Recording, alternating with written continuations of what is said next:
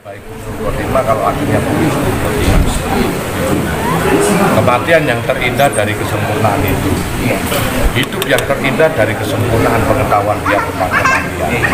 Dan dari situlah konsep itu akan berjalan dengan sendirinya. Jadi kita dijodohkan berpasang-pasangan. Kita tidak akan bisa memilih, tentunya kita memilih. Makanya kalau kita dihadapkan perjumpaan, belajarlah konsep perpisahan. Umpama kita dijodohkan dengan istri saya, konsep perjumpaan yang dihadapkan. Nah, maka yang kita belajar adalah konsep perpisahan.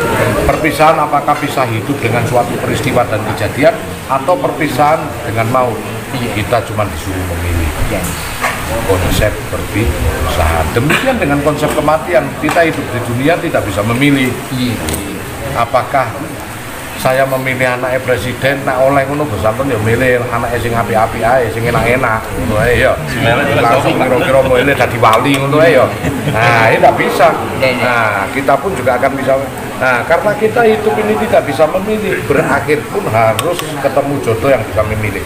Kalau kita tidak bisa memilih, demikian itulah sumayu mintukum sumayu yikum wa sumailah turja'un. Kamu akan dihidupkan kembali, dihidupkan kembali, dihidupkan kembali sampai konteks bisa memilih.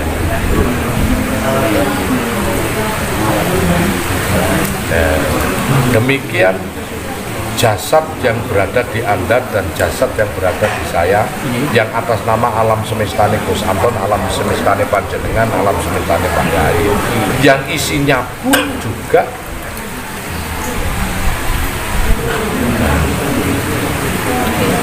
wong tua mesti temu pikire rong karuang, tergantung isinya. Nah, jenengan kali kula sepah sepah panjenengan secara dohiria, sepah kula secara batin ya. Secara sing madai sepah isine sepah wong tua mesti temu pikire lan batine rungka karuan, makanya disebut tuwa ilmune. Tergantung sapa sing ngiseni, tergantung sapa sing madai ya. Makanya ini mau konsepnya. Kita ini hanya dohir, ya tajali. Kulo jenengan tajali ning dat. Wadah pendohiran Anda lah sang ilahiyah. Dari mana bentukannya? Kalam, sifat. Nah, itulah perlu belajar. Yang muncul dari mana dulu? Konteksnya, apakah kita ini dahului kalamnya, atau dahului sifatnya, atau dahului rahasianya, atau dahului ilminya, atau dahului fikirnya. Nah, disinilah konsep berputar terus kehidupan. Dan Allah menitipkan ilmunya pada jasad dia, jasad dia, jasad dia, jasad dia. Mungkin berbeda bentuk HP. HP saya, HP Anda. Meski kadang di dalam isinya sama. Fungsinya pun juga sama. Kuantitas dan kualitas mungkin yang berbeda. Yang mana kalau memang kualitas itu akan diisi yang lebih bagus, konteks HP ini harus lebih bagus kuantitas. Maka dia akan diisi dengan sesuatu RAM atau sesuatu memori yang lebih hebat. Sama. Lagi ya. Jadi paham. Jadi ada mati yang namanya mati hakiki, matinya pisahnya dohir karo mati. Ini lepas. Ya mati-mati seperti orang mati. Ada yang disebut mati hisi, mati yang dikarepno sesuatu hal. Yang kita sendiri tidak punya karep. Seperti matinya Anda tadi tiba-tiba diperlihatkan ini dan itu, ada sosok sesuatu hal yang ingin memperkenalkan diri kepada Anda. Ada yang disebut mati maknawiyah, mati yang dia menginginkan. Bagaimana itu kehendak itu terjadi, seperti orang bertapa, dia mati karena menginginkan suatu kesempurnaan. Nah, seperti Azhabul Kahfi, Anda ini seperti Azhabul Kahfi, mati hisi, mati yang tidak menginginkan karena dia mendelik. Yang terbaca hanya niat saja, seperti Azhabul Kahfi 309 tahun, maka Anda 11 hari. Sama, saya pernah mati maknawiyah itu 10 bulan 23 hari, sama. Itu mati maknawiyah. Mati maknawiyah seperti Kanjeng Nabi ataupun seperti Sunan Kalijaga seperti Syekh Abdul Qadir Jailani. Ada mati siri, mati yang karena sebab. Mati yang karena sebab sakit yang amat sangat, hampir-hampir kita tidak bisa merasakan orang, tidak bisa menahan betul ini otak, bleng sekali. Dan kematian-kematian ini kalau bangkit pasti berubah sudut pandang, pemikiran, akhlak maupun iman kali. Makanya wong Jawa ngomong kowe urip iku kudu iso mati sakjroning mati sakjroning urip, sampurnane urip ono pasti. Tapi waktu saya mati itu kan nggak sakit, nggak apa. Nah, itu namanya mati maknawiyah. Mati yang karena sebab, sama dengan Nazabul Kafi, karena sebab dia. Ono wong nek ditagih utang deli obek iso mati. Bujuk-bujuk tangi-tangi ya ora rasa utange lunas. Ya seperti Nazabul Kafi itu, dia kematian itu tiba-tiba bujuk dia bangun-bangun, rojone wis ganti wis ganti. Maka itu diserahkan sama Allah, karena itu pilihan. Harus dino. Iya, 11 hari. Kok diomong loh Ya? Kok diomong makan keluarga? Maksudnya? Oh ya, cuma dia tidak tahu, dia tidak tahu gitu. Dia tahu, Dia dia mau tahu. mati. Iya. Mas dino lumayan asik. Macamnya. Tahu mimpi wis. Iya. Ya itu. Iwau ini pun Orang Toreko itu sama, mati maknawiyah. Kalau dia cuma tidak sengaja, karena difokuskan kepada kalam, begitu la ilaha illallah, la ilaha illallah. Secara tidak sengaja dia nggak singgung, wiridanya nggak singgung. Pertama Toreko, kalau namanya Toreko Makoma Mabila ya, karena menuju Bako yang diadakan Toreko bilisan. Toreko tanpa lila bukan Toreko, dia la ilaha illallah, la ilaha seamburatul, la ilaha. Secara tidak sadar dia menyingkronkan diri nanti, la ilaha illallah, la ilaha illallah. Akhirnya nafasnya berlandaskan kepada la ilaha, la illallah, illallah.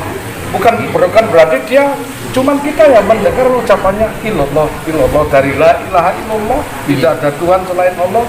Begitu karena dia fana, lenyap itu sifat la ilahnya.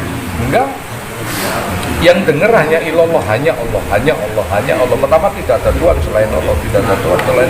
Kemudian hanya Allah, hanya Allah, hanya Allah. Nanti lama-lama kelihatannya dengerin Allah, Allah, Allah. Padahal dia tetap la ilaha illallah, Allah, Allah. Nanti lama-lama dia lenyap lagi, mana menjadi bangkok. Sing krungu nafas kok. La ilaha illallah, la ilaha illallah. 10.000 perawal, la ilaha illallah, la ilaha illallah, la. Dia nyingkrunkan, nggak sadar, dia masuk ke ranah nafas, la ilaha illallah, illallah, illallah, nggak sadar dia, pasti, illallah, illallah, illallah, illallah. Saking cepatnya injil lagi 10.000 kedua pasti dia akan mengikuti arahnya itu. Yang dengar hanya Allah, loh, koyo gelagapan loh. Allah kerumune mek Allah. Secara nggak sadar lenyaplah Allah itu tadi.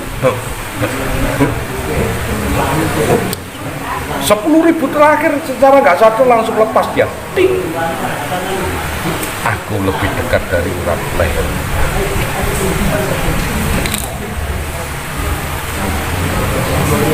Bisakah Anda seperti itu? belum.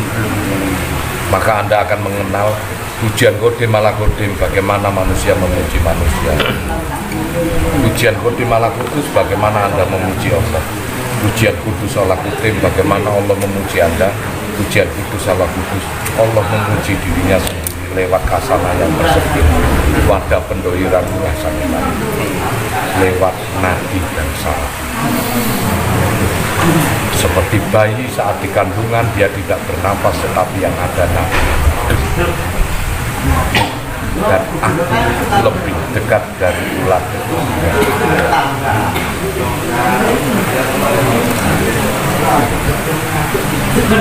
Yang Anda lakukan, Bismillahirrahmanirrahim. Seperti malah kudus.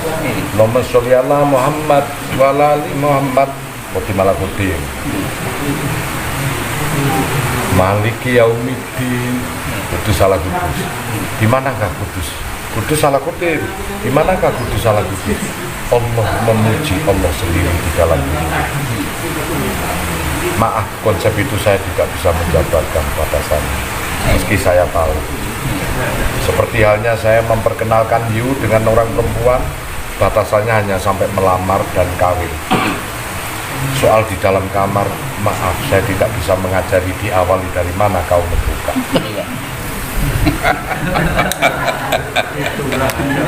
Bukan Dewi. Nanti kalau saya membukanya tidak original, maka sesungguhnya sesuatu yang sudah dihidangkan, yang menjadi sirullah yang sudah hadir, yang sudah didohirkan lewat kalam, maka itu bukan rahasia, maka itu bukan Allah. Untuk Anda akan sulit lagi mencari. Sulit dalam Karena sudah dibuka. Jadi ini bojo sampean perawan agak buka no kan repot. Nah, berarti bos akan ngisi biwa Ciloko. Maaf, dari aku ngajarno mek nang jero kamar wis ya bae. Tekon dhisik kok sampo, ngrasakno dhewe ya. Makanya kalau kodim ala kodim, saya bisa menyatakan Allahumma sholli ala Muhammad, manusia memuji manusia. Kodim ala kudus, ihdinas siratal mustaqim. Nah, boleh. Kudus ala kodim mungkin maliki yaumiddin derajat makom, tapi kudus ala kudus Allah memuji Allah sendiri di dalam kasanah. Yang mana? Maaf. Rasakan Anda sendiri. jadi saya harus belajar sendiri. Oh iya. Nek dibocorke padha aku sing nyopoti katoke bojone sampean lah. Gak rahasia meneh iki jenenge wae sirullah. Rahasia Allah. Saya juga pernah itu berhadapan dengan Allah begitu kan, tapi kan nggak mungkin tahu kan. Ora ilok nyawar anak membuka tabir rahasia bertemu dengan sang kekasihnya nggak suka. Kekasihnya nggak suka. Banyak kejadian yang membuka tabir rahasia itu. Al-Halak di Irak, sesi di Jenar di Jawa, Hamzah Fansuri di Sumatera, banyak Ibnu Arabi di Turki, banyak yang jadi masalah karena sesungguhnya Allah tidak menyukai sang kekasihnya dibuka. Jadi sekolah bersakit kepancing. Ini yang saya tunggu-tunggu. Buka, Mbak. Bukan dibuka itu, kecapean yang apa yang dinikahkan ini saya yang saya cari. Amin. Ijazah.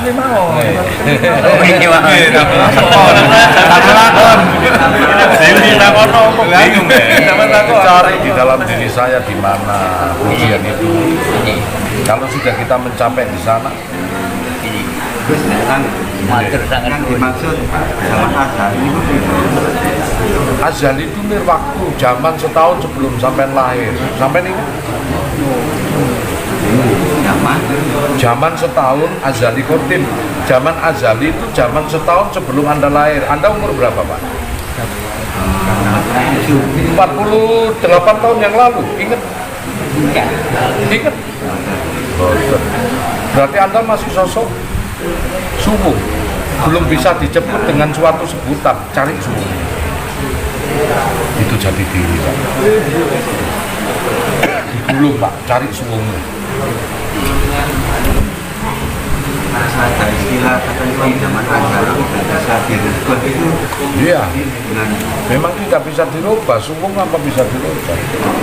Kita kan berawal dari subuh, dari sesuatu yang belum bisa disebut. Itu jati diri. Kalau jati manusia, sesuatu yang bisa dirasakan. Dari mana? Dari rasa kedua orang tua kita. Maka sebut manusia, sangkan paraning dumati. Sangkane manusia kan terus. rasa loro sing embuh tan kena kinaya ngopo karo gak ono bahasane. Ya udah Sampai ono bahasane gebleke awakmu. Lahirlah kita. Tetapi setahun sebelum azali, sebelum terjadi, kita berada di alam ruh. Alastu birabbikum. Saya nggak melanjutkan ini. Sudah disumpah di alam ruh. Setahun sebelum terjadi manusia. Monggo dipikir sendiri. Bagaimana cara pemikir? Nggak bisa pakai ini, Pak. Ya. Harus dilepas ini. Jadi Cara roto suwo tanpa ada ucapan. dewi-dewi.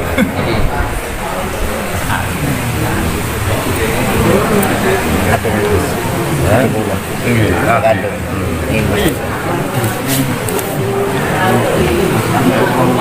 Jadi begitu Pak ya, kalau konsep ketuhanan saya cuma menunjukkan kepada konsep ketuhanan. Tetapi konsep bertemunya rasa dengan Tuhan, mana? Tidak boleh manusia. Meski manusia mempunyai pengalaman sendiri-sendiri. Sama dengan saya mengajari tentang konsep bertemunya jodoh antara laki dan perempuan. Agar laki perempuan bagaimana caranya dipinang dhisik, dirayu dhisik. Nah, terus kemudian kalau setelah itu lamarlah ke orang tuanya. Setelah melamar barulah nang kuwate. Nang kuwate setelah itu di kamar tidak ada. Belajar. Anak Gus diajar no, wah gak original meneh. Pertama orang apa, kedua mesti cemburu. Wah, ketiga tahun berikutnya, 5 tahun berikutnya, wah kowe wis didelok bosan mesti ono. Tapi usahakan dirimu sendiri dengan sang kekasih sendiri di salah. Benar aku duduk itu jujur saja deh kok. Setiap manusia beda-beda cara mendekatkan diri. Oke.